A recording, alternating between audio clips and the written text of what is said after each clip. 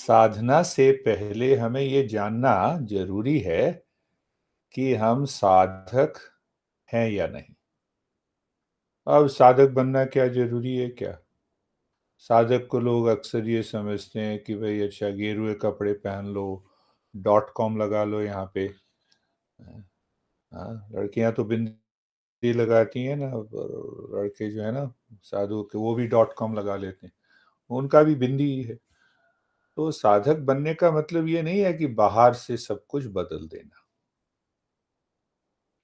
और तुमने जो कहा वो बड़ा इम्पॉर्टेंट है कि हर एक व्यक्ति जीवन में कभी न कभी और अक्सर दुखी होता है, फिर सुखी हो जाता है, फिर दुखी हो जाता है, फिर सुखी हो जाता है। तो आखिर साधना क्यों करनी चाहिए जब संसार में यही है कि हर एक आदमी दुखी सुखी होता है? तो हम इस दुख सुख के चक्कर में हमेशा चलते रहते हैं। अच्छा अच्छा, आई एम सॉरी, आज किसी से सॉरी ले लिया, किसी को सॉरी कह दिया। हाँ, बस दिनों दिन, हफ्तों में, सालों में हम यही जीवन जीते हैं। और हम ये सोचते हैं कि हमें आनंद मिल जाए। हम वही काम करते रहते हैं आदतन, और ये चाहते हैं कि बस सब कुछ ठीक ठाक हो जाए, आनंद आ जाए। इसलिए जरूरी है कि हम ये जानें कि साधक बनना क्यों जरूरी है। साधना तो बाद की बात है। भाई अब ड्राइविंग लाइसेंस ही नहीं है और नहीं कार चलाना पहले शुरू कर दे, तो साधक बनने का मतलब है कि ड्राइविंग लाइसेंस होना जरूरी है। छोटे छोटे प्रश्नों को मैं प्रश्न भी बताऊंगा और उसका उत्तर भी बताऊंगा। तो साधना के लिए तीन बातें बड़ी आवश्यक हैं: श्रुति, युक्ति, अनुभूति। याद रखना, श्रुति। श्रुति का मतलब यह है कि हमें उन सिद्धांतों को जानना होगा जिससे कि हम साधक बन सकें और साधना कर सकें। हाँ, छोटी सी बात। और श्रवण, युक्ति का मतलब यह है कि अपनी बुद्धि से सोचना। ये नहीं कि गुरु ने जो कुछ कह दिया बस वो ठीक है जी, आंख बंद करके बैठ गए। तो आंख बंद करके हम बैठ के, गुरु ने बिना विचारे ही हमने अगर साधना शुरू की तो क्या होगा? तो हम साधक नहीं बनेंगे। हम क्या बनेंगे? भेड़ चाल वाले लोग, जिनको हम फॉलोअर्स कहते हैं। फॉलोअर्स का क्या मतलब? कि आंख बंद करके मान लीजिए आप सब कुछ हैं। हाँ, मैंने सुनाई वो कहानी। एक बार गुरुदेव आ, बैठे हुए थे और एक व्यक्ति जो है अपना जबरदस्ती वो कहते नहीं गुरुदेव सेवा करनी। अब गुरुदेव को नहीं चाहिए भी, पैर मत दबाओ, वो पैर दबाई जा रहा है।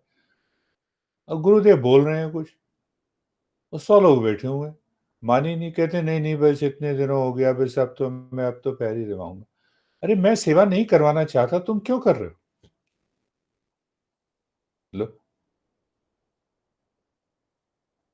तो गुरुदेव ने फिर ऐसा कहा, कहते हैं अच्छा सेवा करेगा ना, तो गुरु जो कहेगा उस वो सेवा करेगा ना। हाँ मैं करूंगा। कहते हैं 10 फीट दूर हो जा। 10 फीट जब दूर हुआ, तो कहते हैं मेरे को भूख लगी है, मेरे लिए खाना खा के आ, चल मेरी सेवा कर, चल मेरी सेवा कर। तो ऐसे लोग जो हैं वो युक्ति का इस्तेमाल नहीं करते। युक्ति का मतलब है कि अपनी बुद्धि से विचार करना, सिद्धांत को समझ लेना। समझ समझ लिया गुरु से, गुरु उसके बाद गुरु का कहना यह है कि भाई अपने मन से विचार करना कि ये किस प्रकार सही है, इसमें कौन से संदेह हैं, इन संदेहों को दूर कैसे करना है। अगर हम खुद नहीं दूर कर सकते तो फिर वापस गुरु के पास जाते हैं। तो दो बातें हो गई, श्रुति और युक्ति। तीसरी बात है, उसके बाद हम अभ्यास करते हैं, समझ के अभ्यास करते हैं। तो समझ के अभ्यास करते हैं तो साधना में सफलता मिलती है। अब जैसे तुम्हारा प्रश्न ये है कि नहीं, दुख तो संसार में, तो संसार पूरा दुखमय ही है। फिलॉसफिकल हो जाते हैं, बड़े प्रोफेसर हो जाते हैं। अरे इस दुख के ऊपर विचार भी तो करो कि दुख आया क्यों? ये देखो ना, अब सब लोग करते हैं, कोई ऐसी बड़ी बात नहीं है। मैं चुप ही हो जाता हूँ, जहाँ पे बड़े बड़े फिलोसोफर रहते हैं तो मैं वहां चुप हो जाता हूँ। तो भाई, और संसार ही दुख है। अच्छा, तुम दुखी हो, कहते हैं कौन दुखी नहीं है? हेलो, कौन दुखी? अरे पहले अपने दुख को तो समझो, बाद में देखेंगे संसार दुखी है। अब देखो, बुद्ध ने भी तो ये कहा कि संसार दुखी है। कहां पहुंचे वो? सोचो। सोचो कहां पहुंचे। ये भाव होना चाहिए, इसको युक्ति कहते हैं। देखो, बुद्ध ने कहा ना कि संसार दुख है, पर उसके बाद विचार करके उन्होंने ये भी कहा दुख का कारण है। फिर विचार किया, इस दुख को दूर किया जा सकता है, और उस दुख को दूर करने का उपाय है, अष्टांग मार्ग है। हाँ, जो कि हमारे, हाँ, बुद्धिज्म में कहते हैं ना, अष्टांग मार्ग जो है वो है।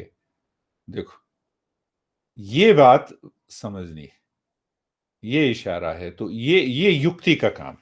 और युक्ति जब क्लियर हो गई, जैसे ही मन बिल्कुल और बुद्धि निर्मल हो गई, हमें पता लग गया कि दुख को दूर करने का उपाय है। ये नहीं कि संसार में दुख है वहीं पे रुक जाएं। किसको दुख नहीं? हम दुखी हो जाते हैं, फिर सुखी हो जाते हैं, बस इसी ढंग से जिए चले आ रहे हैं। नहीं, ऐसे नहीं चलेगा, तब हम साधक नहीं। देखो, बड़ा स्पष्ट है। तो अब उस साधना के लिए हमें कहां से हटना है, नहीं चलना है, विचार किसके ऊपर करना है? तो विचार करना है कि हमें अपने सच्चे अस्तित्व का ज्ञान अगर हमें मिल जाए, तो सारे दुख दूर हो जाएंगे। कि हम कौन हैं, संसार क्या है, और आखिर अगर ईश्वर है, अस्तित्व है, तो वो क्या है, कहाँ है, कैसे है। तो अगर इसका ज्ञान हमें मिल जाए तो सारे हमारे दुख दूर हो जाएंगे। क्यों दुख दूर हो जाएंगे, ये भी विचार करने की बात। अब मैंने जान लिया ना कि मैं कौन हूं। देखो, मैंने अपने आप को जान लिया कि मैं कौन हूं, तो दुख आने से पहले मैं कहूंगा रुक जा, अभी पता ही नहीं है मैं कौन हूं। तो मैं कौन हूं इसका पता नहीं है, इसीलिए वो जो भी चीज बाहर से आती है, बिना जाने हम उसको स्वीकार कर लेते हैं, इसीलिए दुखी हो जाते हैं।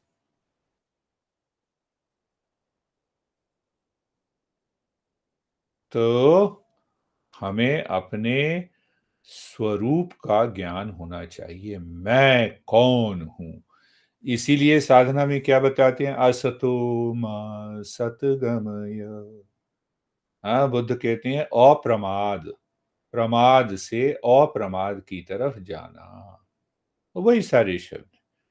देखो, असतो मा सतगमय, अपने सच्चे स्वरूप को जानने के लिए जो मैं अभी जान रहा हूं कि ये मैं हूं, और ये मैं दुखी होता है, उससे हटकर हमें अपने स्वरूप को जानकर जान लेते हैं, तो ये दुख दूर हो जाता है।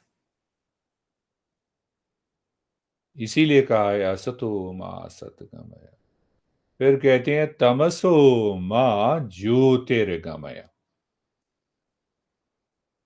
हाँ, गुरुदेव बार बार ये समझाते थे, कहते हैं अच्छा, एक अंधेरा कमरा है, तुम जाओ और जाकर देखो कौन है। उत्तर क्या है? अंधेरा कमरा है, कोई कुछ दिखाई नहीं देगा। तो वापस आके क्या कहूंगा? कोई नहीं है, यही कहूंगा ना। पर गुरुदेव कहते थे ये कौन कह रहा है कि कोई नहीं है?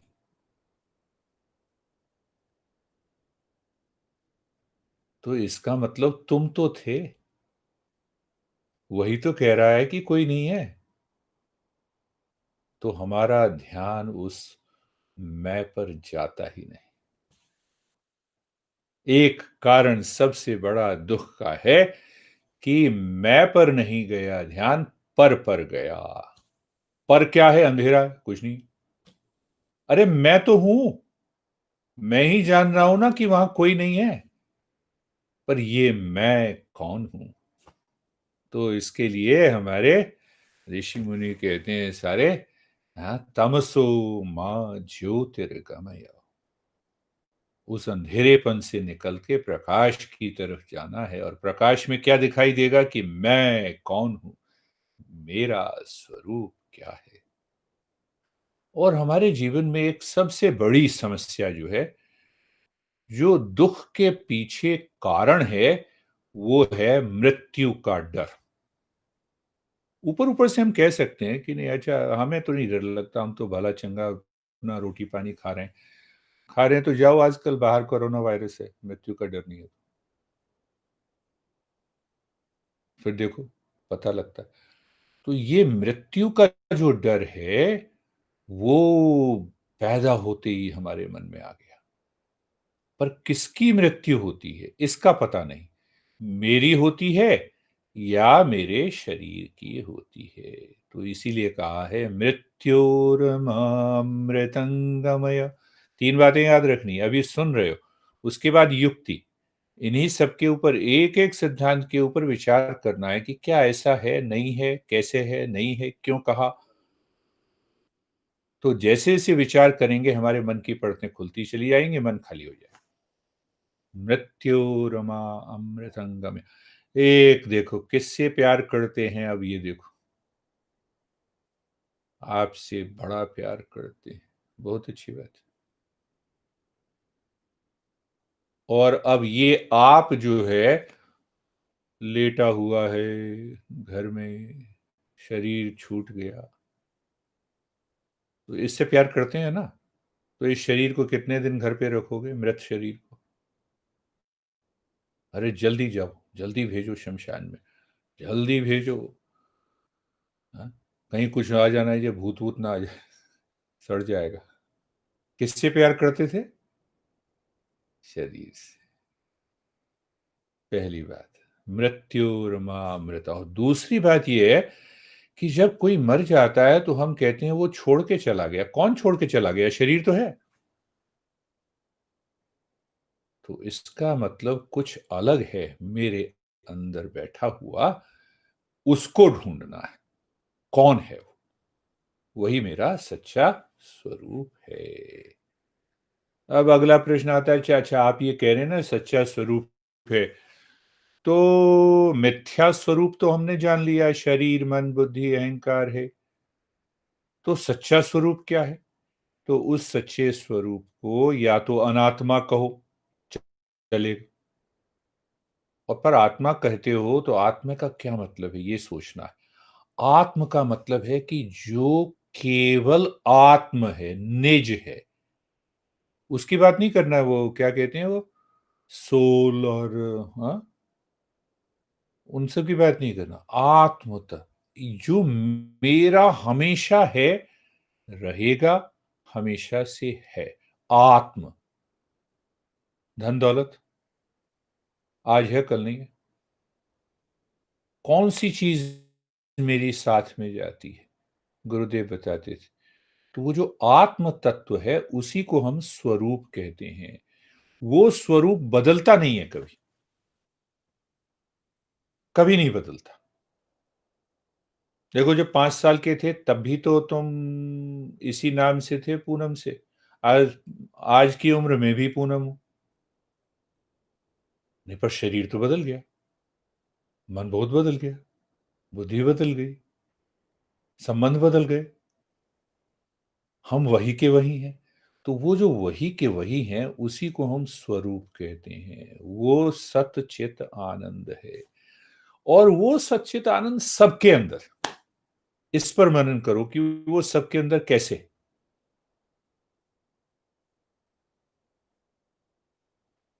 अभी देखो, इतना ज्यादा बाढ़ आ रही है। हाँ, पिछले साल जो है वो, हाँ, एक तूफान आया था, हाँ, तट पर। समुद्र में इतनी बड़ी लहरें उठ रही हैं, तो ये बताओ कि लहर क्या पानी नहीं है? तूफान क्या पानी नहीं है? बाढ़ क्या पानी नहीं है? तो पानी कॉमन एलिमेंट हुआ ना, पानी सब में है ना, बाहर से रूप बदल गया ना। तो उसी तरीके से हमारा जो स्वरूप है वो सब में एक ही है। पति से ऊपर, पत्नी से ऊपर, माता से ऊपर, पिता से ऊपर, प्राइम मिनिस्टर से ऊपर, अंदर जो बैठा वो एक ही है। जैसे पानी एक ही है, चाहे तूफान लाए, चाहे बाढ़ लाए, चाहे तरंगे उठाए, चाहे घर में हम नल का पानी पिए। इसकी खोज करनी, इस पर विचार करना है। अब ये देखो, मैं अपने दाएं हाथ को बाएं हाथ से थोड़ा लड़वाऊंगा। तो जब मुझे स्वरूप का ज्ञान हो गया, मुझे पता लग गया कि मैं और तुम दोनों में एक ही है। बाहर तो तरंगे हैं, अलग अलग तरह की तरंगे, पर अंदर तो एक ही है। तो जैसे मैं दाएं हाथ को बाएं हाथ से नहीं लड़वाऊंगा, वैसे ही मेरा मन किसी दूसरे से लड़ने के लिए तैयार ही नहीं होगा। क्यों? क्योंकि मैं वही हूं। मैं तुम हो और तुम मैं।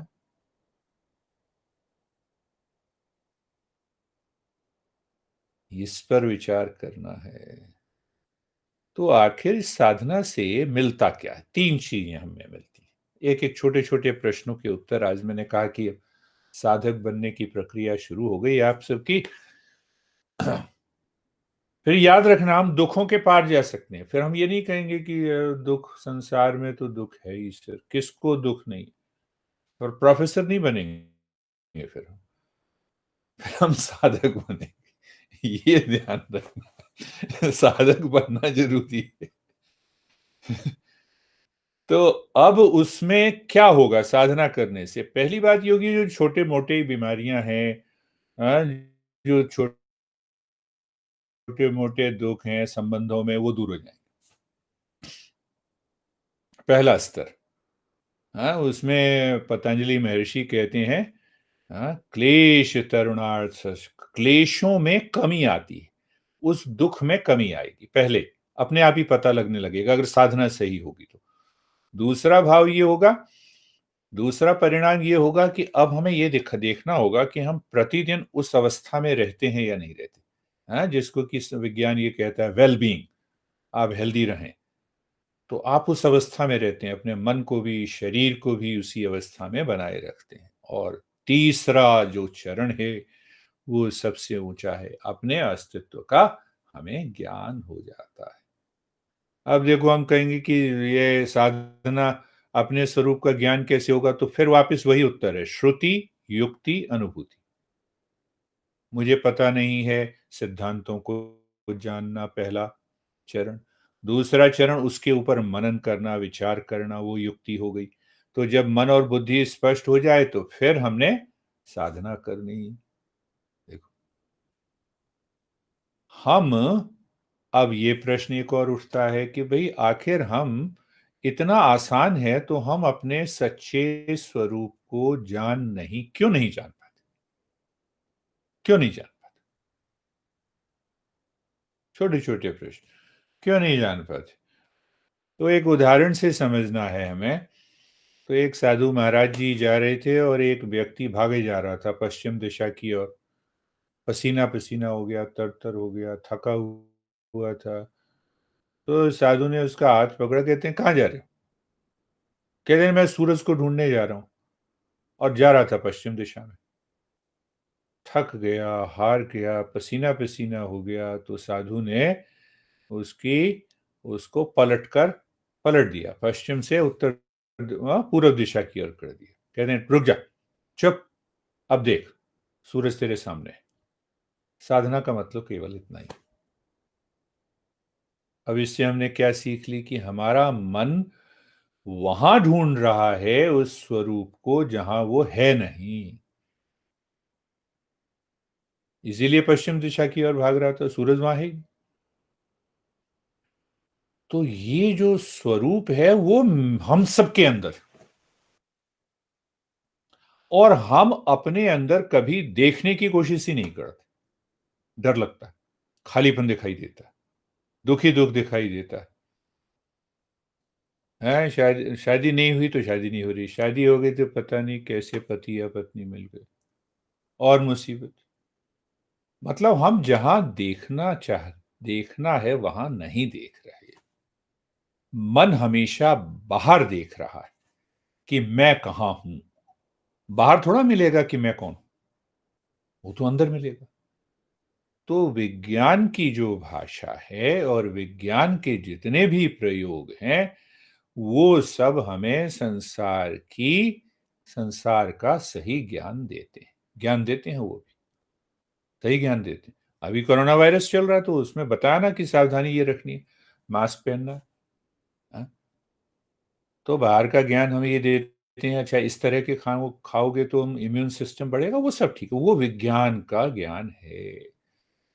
पर हमारा जो अध्यात्म का ज्ञान है, वो हमें अंदर जाने के लिए कहता है। हमारे अंदर वो छिपा हुआ है, तो उसको कैसे ढूंढना है? तो उसके लिए विज्ञान के सिद्धांत कभी काम नहीं करेंगे। उसके लिए अध्यात्म का ही ज्ञान काम करेगा। फिर वापस जाओ, सिद्धांत को सुनना, दूसरे पे विचार करके उसको समझना, बुद्धि स्पष्ट हो जाए, तीसरे पे साधना करना। छोटी सी बात। अब ये इस प्रश्न का भी उत्तर इसमें मिल जाएगा कि आखिर हम इतना जान के भी अपने स्वरूप को क्यों नहीं खोज पाते? मन के कारण। मन बाहर भाग रहा है, हम अंदर, हमारा स्वरूप अंदर, मन की दौड़ बाहर की ओर है। एक उपनिषद में आया है, मनो ही देविधम प्रोक्तम, शुद्धम च अशुद्धमेव च, शुद्धम काम संकल्पम, शुद्धम काम विवर्जितम। मन दो प्रकार का होता है, एक अशुद्ध और एक शुद्ध। तो हमारा विज्ञान क्या कहता है? हमारा विज्ञान कहता है कि शुद्ध मन ही उसको खोज सकता है। तो शुद्ध मन क्या है? वो निर्मल है, शांत है, एकाग्र है, उसका मन स्व पर लगाने की प्रक्रिया में जुड़ा हुआ है। तो वो अशुद्ध मन दूसरे भी होते हैं जो क्राइम करते हैं, वो सब दूर की बात। अभी केवल मन की बात है कि मन जो है हमारा बाहर की ओर है, इसी कारण वो। तो इसका ज्ञान आखिर है क्या? हम कैसे समझें? अब ये अगला प्रश्न उठता है। तो दो तरह के ज्ञान होते हैं। कौन से दो तरह के ज्ञान? एक लौकिक ज्ञान होता है, एक अलौकिक ज्ञान होता है। लौकिक ज्ञान क्या है? लौकिक ज्ञान संसार का है।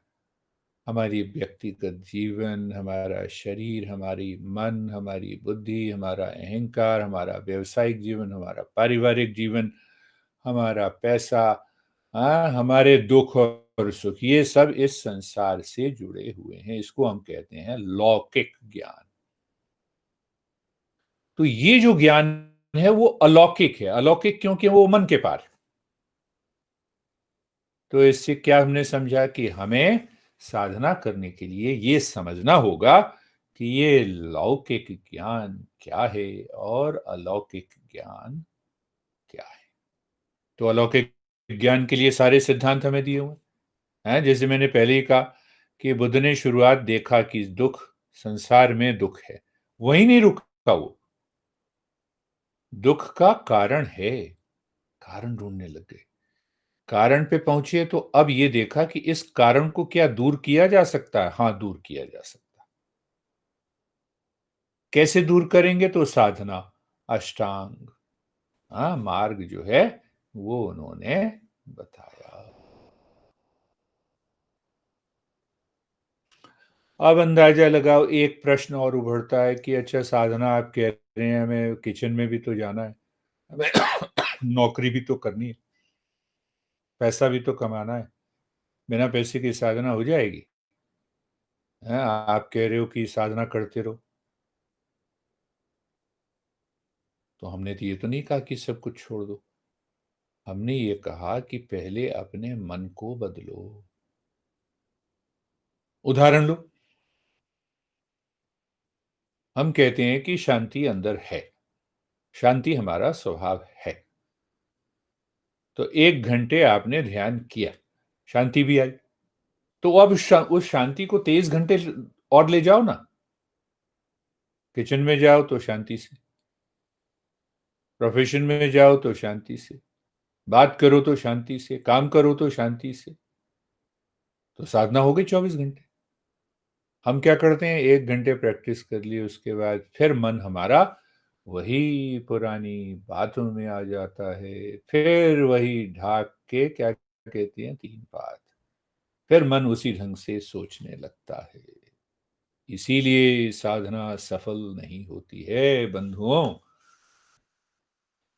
तो क्या मतलब हुआ, साधना 24 घंटे चलनी चाहिए। गुरुदेव भी वही बताते कि साधना 1 घंटे करके क्या करोगे। 1 घंटे दबा के आसन प्राणायाम सब कुछ कर लो, और 23 घंटे अपना खूब चीनी वीनी खूब खाते रहो, इधर उधर का खाना खाते रहो। उदाहरण दे रहा हूं, क्या होगा? तो 23 घंटे का असर ज्यादा होगा ना 1 घंटे से। तो फिर हम कह रहे हैं साधना में साधना नहीं हो रही। तो साधना का मतलब ये है, 3 तरह की बातें। एक तो साधना ये है कि नियमित रूप से हमें करनी है, हाँ? जो गुरु बताते हैं उसको नियमित, छोड़ना ही नहीं, कुछ भी हो जाए। कितना चाहिए टाइम? 24 घंटे में 1 घंटा। ये एक एक बात हो गई। दूसरी बात कि जो साधना में मैंने अनुभव किया, उस अनुभव के साथ अब जीना। बाहर काम करते रहो जो काम करना, उस साधना में नहीं। मैंने अब संकल्प करता हूं कि मैं जो शांति इस ध्यान में आई है, इस शांति को मैं बनाए रखूंगा, बाहर के सभी काम करूंगा। तो बाहर के काम में भी बाधा नहीं हुई और साधना भी होगी। देखो, ऑफिस में भी जाना है, यानी शांति में करें। खाना खाना है शांति में, बात करनी है शांति में। कोई विरोध कर रहा है तो शांति, नहीं कर रहा तो शांति। हाँ, जैसे अभी बता रहे थे ना कि बहुत ज्यादा हंसते हो, बस उसी हंसने को अपना लो। दुख आए तो और जोर से हंसो, सुख आए तो थोड़ा सा कम हंसो। फिर देखो, गीता में कृष्ण ये कहते हैं कि चीयरफुलनेस, हमेशा मौज और मस्ती वाला मन रहे, वही साधक होता है, वही सफल होता है। तो पहला तो गुण है, अब उसको ले जाओ। दुख आए तो और जोर से हंसना। बहुत बहुत धन्यवाद भगवान। हाँ, अब थोड़ी सी तपस्या करूंगा, इस दुख को दूर करूंगा और मैं मजबूत बनूंगा। तो साधना में कौन सी 2 बातें हो गई? एक तो बात हो गई कि नियमित रूप से करते हैं तो मन में परिवर्तन आने लगता है, फिर उसको अपनाते हैं 23 घंटे, तो वो साधना हमारे पूरे जीवन में फैलने लगती है। फिर एक ऐसी अवस्था आ जाएगी कि तुम बैठो तो वही भाव बना हुआ है, काम कर रहे हो तो वही भाव बना हुआ है। हो गई साधक, हम पक्के हो गए और अब दिल्ली दूर नहीं है। इसीलिए मैं बार बार निवेदन करता हूं, हाँ, रिक्वेस्ट करता हूं कि भाई साधना को बस एक बार मन ठान ले, करना ही है। और संदेह हो तो मैं हूं, संदेह हो तो टीचर से पूछना है। ऐसा नहीं है कि बड़ा मुश्किल है। क्यों मुश्किल लगता है? क्योंकि मन बाहर भाग रहा है, इसीलिए मुश्किल लग रहा है। मन अगर अंदर जाएगा और अंदर जाने के लिए संकल्पवान हो गया, तो फिर ये कोई मुश्किल होगी ही नहीं। अब पहला चरण ये है, पहली बात ये देखो कि सारे शास्त्रों में हम कहते हैं कि नमस्ते करो, प्रणाम करो। क्यों करो प्रणाम? नमस्ते क्यों करो? अब इसी को छोटा सा हम समझे। नमः आता है शब्द, है ना? नमः। हाँ? ओम नमः शिवाय, नमः। तो देखो, इसको अब सिद्धांत हमने, हाँ, नहीं, प्रणाम करना। आप प्रणाम करते रहो कि अपना रगड़ते रहो, साष्टांग दंडवत प्रणाम, अपने कपड़े भी गंदे हों। तो गुरुदेव ने एक बार मुझे कहा कि ये साष्टांग दंडवत प्रणाम करने से हो जाएगा कुछ? नाक रगड़ता रहता है, कपड़े भी तेरे गंदे हो जाएंगे, गंदे होते ही चले जाते। तो वहां पर उन्होंने कहा कि नमः, न म, मैं नहीं, उसका मतलब है नमः। मैं नहीं, कौन मैं नहीं? मेरा अहंकार, मेरा मन में जो ज्ञान है अपने प्रति, वो जो मिथ्या ज्ञान है, वो नहीं है अब, इसीलिए मैं नमस्कार कर रहा हूं। एक तो ये बात बनती है, हाँ, नमस्ते हम कहते हैं ना, नमस्ते, नमस्ते। अब मन के अंदर ये भाव हो कि मैं नहीं हूं। मैं कौन? अहंकार। अहंकार क्या? अहंकार कहता है कि दुखी दुख है। अहंकार कहता है कि इतना लड़ूंगा संसार से, सारी दौलत में कमाऊंगा जिससे मैं सुखी हो जाऊं, ये भी अहंकार। तो नमस्ते का मतलब ये है खाली नाम। अब देखो जरा, भाव बनाओ एक, ओम। ओम किसका नाम? सच्चिदानंद का, मन के पार। वो कब प्रकट होगा? नमः, जब मैं नहीं। जब मैं नहीं हूं तो क्या प्रकट होगा? शिवाय। ओम नमः शिवाय, ओम नमः शिवाय, ओम नमः, करते रहो, उससे क्या फर्क पड़ता? तो वो तो वही बात हो गई, नाम धनी राम है और फूटी कौड़ी भी नहीं है जेब में। तो वो वाली बात हो गई। तो ये क्या बात हो गई? तो भाव समझना है, ओम नमः शिवाय। उस तरफ मत जाना कि शिव के दर्शन हो गए। हाँ, कई लोग कहते हैं ना, शिव के, काली माँ के दर्शन हो गए मुझे, वैष्णो देवी के दर्शन हो गए, फिर भी महादुखी हूं। ये चौकी कोई का चक्कर में नहीं जाना है, चौकी लगानी है और ये करना है, इससे कुछ नहीं होगा। वो उन सब के लिए है जो अभी, जिनको पता ही नहीं है साधक होना क्या होता है। वो भी ठीक है, वो वहां तक ठीक है, पर आगे भी तो बढ़े। अब कोई ये कहे कि मैं 5वीं क्लास में गया, डिस्टिंक्शन से पास हो गया, दोबारा फिर मैं 5वीं क्लास में ही पढ़ना चाहता हूं, क्यों भाई? अगली क्लास में जाओ ना। नहीं नहीं, मेरे को ये अच्छा लगता है, वही हम काम कर रहे हैं। ओम जय जगदीश हरे, बस किए जा रहे हैं, किए जा रहे हैं। कितने साल हो गए? 30 साल से कर रहा हूं मैं, 30 साल से नहा धो के मंदिर जाता हूं।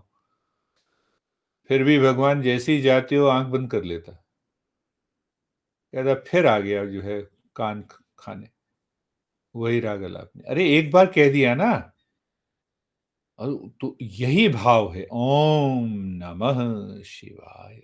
इसीलिए हम नमस्कार करते हैं। देखो, अब नमस्कार का ये कारण है कि मैं नमस्कार इसीलिए कर रहा हूं कि जो मैं अपने को, स्वयं को समझता हूं, जो अहंकार युक्त है मेरा मन, मेरा व्यक्तित्व, उसको मैंने हटा दिया एक किनारे। तो किनारे जब हटा देंगे तो मन खाली हो जाएगा, उसके अंदर शिव प्रकट होगा। हाँ, गुरुदेव की बात सुनिए, गुरुदेव बार बार कहते थे, मैंने उस पर इतना विचार किया। गुरुदेव कहते थे, देखो, मरनाथ अमरनाथ में है, अमरनाथ यहाँ है। अरे जिंदा है ना, अमरनाथ यहाँ, वहां मरनाथ है, वहां पत्थर का शिवलिंग, यहाँ जिंदा है। तो देखो, एक बात हमने समझी कि नमस्कार का मतलब जो है वो, हाँ, शरीर से भी। अब हमने साष्टांग दंडवत प्रणाम भी किया, मन के साथ, मन को देखा कि तू अब नहीं है, तो क्या होगा?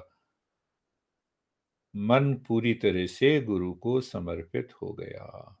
इस समर्पण भाव में वो ज्ञान हमारे अंदर प्रकट होता है, इसीलिए हम नमस्कार करते हैं। तो आज से अगर मन में भाव न उठे तो नमस्कार मत करना, चलेगा। क्योंकि नमस्कार करने से कल्याण तो अपना होगा ना, तुम्हारा होगा ना, मेरे को क्या मिलेगा? देखो, सोचने की बात है। तो नमस्कार हम किसके लिए करते हैं? अपने लिए कर रहे हैं, अपने लिए कर रहे हैं।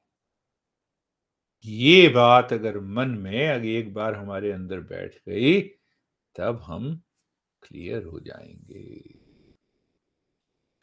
तो नमस्कार करने के वो किस लिए करते हैं? अहंकार को एक तरफ हटा के रख दो, उन सब विचारों को एक जगह रख दो जो दुख का कारण बनते हैं। क्यों? क्योंकि हम अपने गुरु में अपने ही स्वरूप को देखते हैं। अभी हमने बात की थी ना कि जो स्वरूप है वो एक ही है सभी के अंदर, पानी एक ही है? तो क्योंकि हमें अपने स्वरूप का ज्ञान नहीं है, इसीलिए हम सामने वाले गुरु को नमस्कार करते हैं कि वो ये ज्ञान हमें देगा। तो एक महर्षि रमन बहुत बड़े योगी हुए हैं, बहुत दिग्गज योगी हुए हैं अरुणाचल में, साउथ इंडिया में। तो उनके पास एक चेला आया, एक वैसी व्यक्ति है, मैं सच्चे गुरु की तलाश में हूं। तो उन्होंने बड़े प्रेम से कहा कि तुम्हारे हृदय के अंदर ही सच्चा गुरु बैठा हुआ है। तो देखो, विचार उसने सही किया पर उत्तर भी उसको सही मिला। तो फिर दूसरा विचार आया, नहीं मैं कोई बाहर जीवंत गुरु चाहता हूं। महर्षि रमन बड़े दिग्गज संत थे। कहते हैं वो बाहर वाला गुरु भी यही बताएगा कि सच्चा गुरु तुम्हारे अंदर है। लो, तो उसी को क्यों नहीं ढूंढते? तो सबसे बड़ा गुरु जो है वो हमारे अंदर बैठा हुआ है। हम सब तो इशारा कर रहे हैं शरीर से। क्यों कर रहे हैं हम सब? क्योंकि आपको अपने तक ही पहुंचाना है। साधना में ये बात बड़ी समझनी है। अब दोनों बातें सोचो कि नमस्ते किसको कर रहे हो? तुम अपने आप ही को तो कर रहे हो, क्योंकि अभी अपने सच्चे स्वरूप का ज्ञान नहीं है। तो बाहर जो गुरु है वो सच्चे स्वरूप की मूर्ति है, इसीलिए हम उसको नमस्कार कर रहे हैं, इसीलिए हम बुद्ध को नमस्कार कर रहे हैं, इसीलिए हम कहते हैं बुद्धम शरणम गच्छामि। शरणम का मतलब भी वही भाग आ गया कि शरण अहंकार की को छोड़ देना। नहीं हम गुरु की तलाश कर रहे हैं, गुरु अंदर है। नहीं हम चाहते हैं बाहर गुरु ऐसा मिल जाए, वो भी यही बताएगा कि असली गुरु तो हमारे अंदर ही बैठा हुआ है। छोटे छोटे प्रश्नों को आज हम ले रहे हैं जिससे हम समझ। अब मेन बात ये है, अब असली बात पे आते हैं। जंतु जगत, जानवर देखे हैं ना, बहुत बहुत जानवर, मच्छर से लेके हमने, और आजकल कोरोना वायरस, वायरस भी तो जानवर ही होता है, बड़ा सूक्ष्म होता है। फिर हाथी से लेकर हमने जानवर देखे। तो ये जो जानवर जो हैं, जंतु जगत जो है उसको हम कहते हैं पशु। पशु का क्या मतलब होता है? पाश। पाश का क्या मतलब होता है? जेल, जंजीर से जकड़ लिया, पाश। पाश जंजीर से। तो प्रकृति के द्वारा पूरा जंतु जगत जकड़ा हुआ है। किस भाव में जकड़ा हुआ है? केवल उसको चाहिए आहार, निद्रा, मैथुन, भय, यही सब चाहिए। वो अपने आप को बदल नहीं सकता। और पूरा जंतु जगत में एक भाव भरा हुआ है भय का।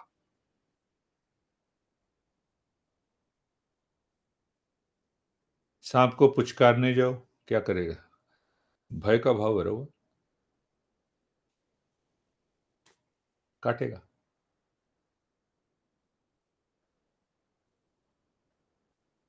फिर आते हैं, हम सब लोग कहते हैं कि देवताओं का जगत है जिनका शरीर नहीं होता। हाँ, तो एक शराबी के लिए उस स्वर्ग में, हाँ, शराब की नदियां बहती हैं, और एक भक्त के लिए अच्छे अच्छे पकवान बनते हैं, वो हमेशा प्रसन्न करते रहते हैं। तो देवताओं में ये कहा गया है कि जितने भी देवता हैं, क्योंकि उनका शरीर नहीं होता और वो हर एक प्रकार के आनंद का भोग कर सकते हैं, पर भोगों से उनको छुटकारा नहीं मिलता। उसके बाद होता है मनुष्य जगत का आगमन। हम सब मनुष्य हैं, हमारा मिक्सचर है। देखो, तुम्हारी बात पे एकदम मेरे मन के अंदर वो सारे भाव उत्पन्न हो गए, दुख दुख की बात की। तो हमारा जो मनुष्य का जीवन है, उसमें मिक्सचर है, दुख भी है, सुख भी है, पेन है, प्लेजर है, प्रॉफिट है, लॉस है, सब कुछ है। देखो, दोनों चीजें हैं। पति अच्छे हैं, नहीं है, पत्नी अच्छी है, नहीं है, दोनों चीजें हैं, मिक्सचर है ना, मिक्सचर। और उसके साथ साथ एक बुद्धि भी दी हुई कि दुख आता है तो हम सुख की तरफ बढ़ते, लॉस होता है तो हम प्रॉफिट की तरफ देखते हैं, विचार करते हैं कि नहीं अब इस तरीके से करेंगे। अच्छा अच्छा, देखो मैंने मेरे मुंह से निकल गया, इसीलिए तुम नाराज हो, भाई सॉरी, माफ करना, बस सुलह हो गई। जानवर लोग कर सकते हैं ऐसा? नहीं कर सकते। देवता लोगों को जरूरत ही नहीं, अब ना उसी में डूबे हुए हैं। मनुष्य कर सकता है, वो कैसे करता है? बुद्धि से। बुद्धि से कर सकता है। बुद्धि कैसे होती है? सोते समय बुद्धि का प्रयोग होता है, सपने में भी बुद्धि का प्रयोग नहीं होता, जागते समय ही होता है। और जागते समय ही तो हमें दुख और सुख का अनुभव होता है।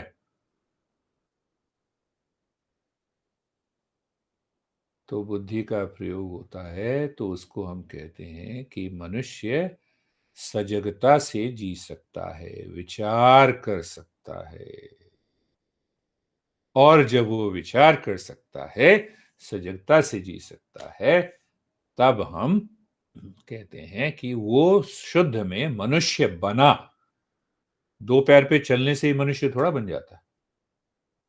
किसी भी जानवर को ट्रेनिंग दे दो, वो सब दो पैर पे चलने लगेंगे तो सारे मनुष्य थोड़ा हो गए। हाँ, हाँ, देखो मदारी के खेल में वो करते हैं ना, शेर को भी चला देते हैं दो पैर। अब हमेशा ही ट्रेनिंग दे दो तो दो पैर पे चलेगा तो मनुष्य थोड़ा बनेगा। तो मनुष्य बनने के लिए बुद्धि, सजगता, ये जरूर उसका उपयोग 24 घंटे करना है। अब मनुष्य बन गए। तो जब हम बुद्धि का प्रयोग करना शुरू कर देते हैं तो हमारे अंदर क्या है? हम ये देखते हैं कि ये दुख है, इससे पीछे हट जाओ। ये सुख है और सुख के बाद दुख आएगा, इससे भी पीछे हटना है, तो साधक बन गए। अब बुद्धि का प्रयोग किया कि दुख है, सुख की तरफ भागे, सुख है, दुख की, सुख के अंदर दुख हमेशा बना रहे। अब यहां पे सिद्धांत की बात आती है। तो जब हम इस तरीके से मनन शुरू कर देते हैं, विचार करना शुरू कर देते हैं कि दुख के बाद सुख आता है, सुख के बाद दुख आता है, प्रॉफिट लॉस, पेन प्लेजर आता है, तो हमारे कहते हैं कि भाई तुम उद्देश्य क्या है जीवन का? हाँ, जो कि विनय को मैंने बहुत बार दिया, क्या दिया? जीवन का परम उद्देश्य है उस ज्ञान की प्राप्ति। और जीवन में कौन कौन से उद्देश्य हैं? कैरियर भी है, फैमिली लाइफ भी है, पर्सनल लाइफ भी है, प्रोफेशनल लाइफ, सब बाहर चलती रहे, पर अंदर हमारी खोज आनंद की रहे, अपने स्वरूप की रहे। हाँ, कई लोग मुझे कहते हैं ना कि देखो भई अब तो हम आप साधना करने को कहते हैं, अभी टाइम नहीं है, अभी तो हम कमा रहे हैं, पत्नी है, बच्चे हैं, परिवार है, इन सब की अरे ये सब बाहरी जीवन है। साधना की शुरुआत अंदर से ही होगी। अब इसमें और कैसे आगे बढ़ा जाए? इतना काफ़ी नहीं है कि बुद्धि का प्रयोग हमने कर लिया, हाँ, बुद्धि का प्रयोग कर लिया इतना भी काफ़ी नहीं है। नहीं फिर आप कहेंगे ना कि नहीं फिर अंदर तो सर दुःख बना हुआ है, आप कैसे कह देंगे कि बुद्धि का प्रयोग कर रहे हैं? दुःख तो है ही। तो अभी कहानी बंद नहीं हुई। उसके बाद क्या है, उसके बाद कहते हैं कि उस बुद्धि में सात्विक गुण होना चाहिए। सात्विक गुण क्या करता है? सात्विक गुण ज्ञान और प्रसन्नता, बस इन दोनों भाव में रहता। कोई भी समस्या आए, प्रसन्नता बनी रहेगी। सुख आए तो फूल के कुप्पा नहीं हुए, दुख आए तो एकदम दुखी नहीं हो गए, प्रसन्नता बनी रही। इसीलिए मैंने कहा था, दुख जब आए तो ज्यादा हंसो, जोर से हंसो, पूरा घर जो है एकदम उठ जाए कि क्या हो गया, पागल तो नहीं हो गया? तो हम पागल हैं ही, कम से कम हंस तो रहे हैं। देखो अब सीरियस मत हो जाओ। तो यहां पर सात्विक गुण को लाना है। सात्विक गुण क्या हो गया? ज्ञान, वो ज्ञान के पीछे जाता है। अब ये सात्विक गुण भी आ गया। तो सात्विक गुण जब आ जाता है, तब हम वो श्रुति, युक्ति या अनुभूति के 3 सिद्धांत लगाते हैं, तो हम साधक बन गए। अब साधक की श्रेणी में आ गए। मैंने शुरुआत में की थी ना कि श्रुति, युक्ति, अनुभूति, पर ये तीनों साधन, तीनों सिद्धांत तब लगाने हैं जबकि हमारा मन सात्विक अवस्था में आ गया। क्यों भाई? फिर आप जो सुनोगे वो एकाग्रता से सुनोगे, इस पर विचार करोगे तो बुद्धि बिल्कुल स्पष्ट रहेगी, और आपकी अपनी बुद्धि ही प्रेरणा देगी कि भाई, प्रेरणा का नाम आ गया, प्रेरणा देगी कि आप साधना करें। इसीलिए सात्विक गुण चाहिए। कहां से शुरुआत की थी? जंतु जगत से, फिर मनुष्य बनना, फिर मनुष्य से सजगता का स्तर लाना, सजगता के स्तर से फिर हमें स्पष्ट करना कि जीवन का उद्देश्य सबका एक ही उद्देश्य, आनंद की प्राप्ति। और जीवन में बहुत सारे उद्देश्य हैं कि भाई कोई अकेला है तो अपना जीवन निर्वाह कर रहा है, उसकी personal life, professional life, social life, सब कुछ अलग है। तो जब उसके बाद भी फिर हम देखेंगे कि भाई मन को देखें कि क्या ये मन प्रतिक्षण ज्ञान में बना रहता है या नहीं बना रहता। ये जब बना रहता है और चीयरफुल है, यानी प्रसन्नता है, हाँ, कृष्ण भगवान कहते हैं जो प्रसीद, वो सुख का भाव हो, मस्ती का भाव हो, कितनी भी प्रॉब्लम्स आ जाए, कितना भी दुख आ जाए, तो ये जब भाव बने रहते हैं, तब जाके हम श्रुति, युक्ति और अनुभूति तीनों को समझते हैं। पर उसके बीच में एक और बात है, हाँ, उसके बीच में एक और बात है जिस पर कि बहुत ज्यादा ध्यान देने की जरूरत है। मैंने एक दो बार किया था, तो अब जब हमने समझ लिया, सारी बात क्या समझ ली कि मनुष्य का सात्विक भाव आ गया, अब आती है बात कि भाई अब मैं साधना की के लिए अधिकारी कैसे बनूं। तो उसमें साधन चतुष्टय आती है, विवेक, वैराग्य। अरे वैराग्य ये मत समझ लेना कि नहीं अब तो चलो ये तो हिमालय में चले आएंगे।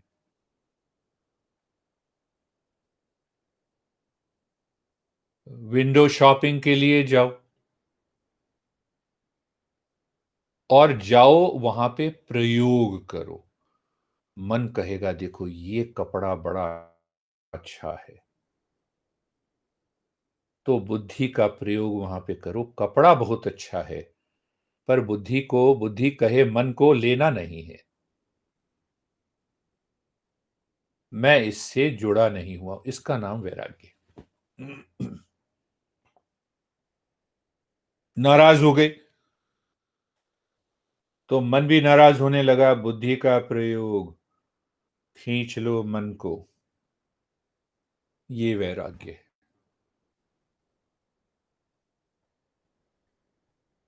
तो विवेक जितना गहरा होगा वैराग्य अपने आप ही आ जाएगा। विवेक अब क्या है? विवेक क्या है कि मेरे पास 5 जोड़ी कपड़े हैं, इनमें से उससे ज्यादा ही होंगे तुम्हारे पास। नहीं, देवी के पास पूछ रहा हूं, देवताओं के पास तो अपना गुजारा कर लेते हैं। तो विवेक का क्या मतलब है कि मेरे पास है। अब हम विंडो शॉपिंग के लिए फिर गए, तो मन कहता है ये बहुत अच्छा है, ये ले लेते हैं। विवेक कहता है कि है, मन शांत हो जाता है। तो विवेक के कारण ही वैराग्य आएगा। तो वैराग्य को ये नहीं समझ लेना कि साधु बन जाना है, कपड़े ऊपर पहन लेने हैं, उससे कुछ नहीं होगा। अंदर से अपने मन को, बाहर की मन की जो बाहर की दौड़ है उसको हटाना है, जिससे कि मन अंदर जा सके। तो देखो, विवेक है तो वैराग्य आएगा, इसकी चर्चा और हम अलग ढंग से करेंगे। विवेक है तो वैराग्य आएगा, वैराग्य है तो षटक संपत्ति आएगी। एक संपत्ति बाहर है, कितना पैसा है नहीं है, हैं? घर है नहीं है, कपड़े हैं नहीं है, ये बाह्य संपत्ति है। ज्वेलरी है नहीं है। देखो, एक और रिंग हो जाती ना तो बड़ा अच्छा रहता, वो ये वाली रिंग छोटी सी है, बड़ी वाली हो जाती। तो ये बाहर की संपत्ति है। और आंतरिक संपत्ति क्या है? वो जितनी हम बढ़ाएं, जितनी हम बढ़ाते हैं, जितनी हम खर्च करें, उतनी और बढ़ती है। तो पहली संपत्ति हम कहते हैं सम। सम को साधारण भाषा में शब्दों की 24 घंटे मन को कहा तू शांत रह। गुरुदेव क्या कहते थे याद है? अरे मन शांत रहे, यह भी गुजर जाएगा। तो वो सम की बात करते थे। मैंने कहा आपने ये कहां से पकड़ा? कहते हैं नहीं, ये सारा शुरुआत की साधना, तब समझ में आया। सम, दम। तो इंद्रियां जो है, जो हमारे आंख नाक कान, जो ये बाहर वस्तुओं की तरफ भागते हैं, जिससे कि हम अपने में खो जाते, भूल जाते हैं हम कौन।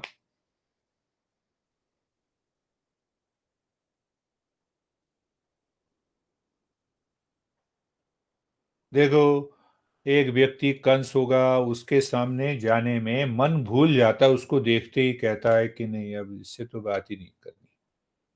तो इंद्रियों के द्वारा हमने उसको पकड़ा, मन ने उसको समझा।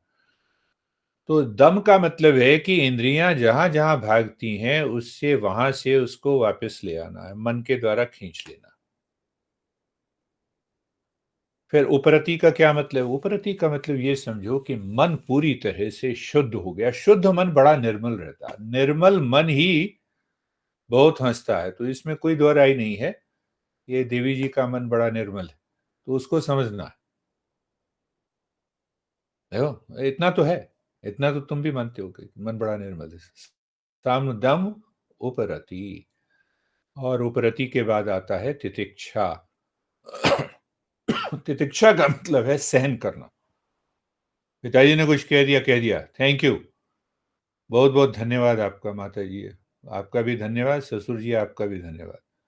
आप ससुर हैं इसीलिए तो कहेंगे बुरा, मैं बहू हूं इसीलिए तो सुनूंगी, और पर सुनूंगी प्रसन्नता से, बिना किसी लगाव के। धन्यवाद, आपने आज मुझे अच्छा गुण दे दिया। एक भाव में बता रहा हूं, तितिक्षा। तितिक्षा का मतलब है कि सहन करना, सहन, मन की निर्मलता से सहन करना, प्रसन्नता से सहन करना। वो तो अब हो चुका, वो पुरानी बात हो गई। हाँ? तुमने पकड़ लिया उसको गहराई से। और उसके बाद आती है श्रद्धा। श्रद्धा किसके प्रति? अपने प्रति श्रद्धा। कौन अपना है? एक ही है, सद्वस्तु, जो हमारा स्वरूप है, उसके प्रति इतनी निष्ठा हो, श्रद्धा हो, कि उसको हम कभी भूलें नहीं। जिसके प्रति श्रद्धा होती है हम नहीं भूलते। फिर आती है समाधान। समाधान में क्या है कि मन और बुद्धि। आज मैं सुबह उठा तो मन ने शरीर को देखा, एकदम शंकराचार्य का वो भाव आ गया कि मैं शरीर हूं ही नहीं। तो जैसे ही मन फिर एकदम अंदर चला गया उस शांति में, पता ही नहीं लगा कि शरीर है या नहीं। तो परम एकाग्रता जब होती है, पर इन सारी चीजों से वो एकाग्रता आ जाती है, मन की शुद्धि हो जाती है, उसी को बोलते हैं हम समाधान। तो अगर ये हो जाता है तो आपका मन कभी ये नहीं भूलेगा कि मुझे साधना करनी है, मैं साधक हूं। मैं बाहर की प्रत्येक गतिविधि में साधना के सूत्र को मन और बुद्धि के अंदर रखूंगा, तो अपने आप साधना शुरू हो। ये जब हो जाता है तब आती है श्रुति, युक्ति और अनुभूति। श्रुति में क्या हो गया? श्रुति हो गई, युक्ति हो गई, हाँ, और अनुभूति पे आते हैं हम। तो पहले पहले ध्यान जो है में थोड़ी सी मुश्किल होती है, और फिर ध्यान जब जमने लगता है, जमते जमते, तब हम गहरे ध्यान की अवस्था में आ जाते हैं। और गहरे ध्यान की अवस्था में क्या होता है? वो ज्ञान उतरेगा अपने आप। उसी को कृपा कहते हैं। ऐसा नहीं है उसमें सोचना नहीं पड़ेगा। आप बैठे हैं, ध्यान की गहरी उच्चतम अवस्था है, तो उसमें वो ज्ञान का अवतरण होता है। कैसे पता लगेगा?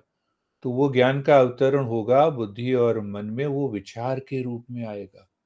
शुरू में वो हो सकता है ज्योति के रूप में हो, शुरू में हो सकता है कि वो रंगों के रूप में हो, शुरू में हो सकता है कि शिव और बुद्ध की प्रतिमा के रूप में हो।